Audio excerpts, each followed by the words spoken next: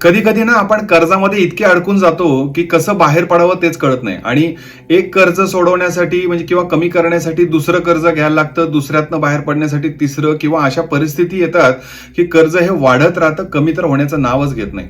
बऱ्याचदा असं लक्षात येतं की उत्पन्न वाढतंय तरी सुद्धा कर्ज कमी होत नाही. आता याच्यासाठी वेगवेगळे उपाय आहेत, आध्यात्मिक आहेत किंवा ज्योतिषशास्त्रीय आहेत किंवा इव्हन लाल किताबचे पण खूप सुंदर उपाय त्याच्यामध्ये आपल्याला करता येऊ शकतात.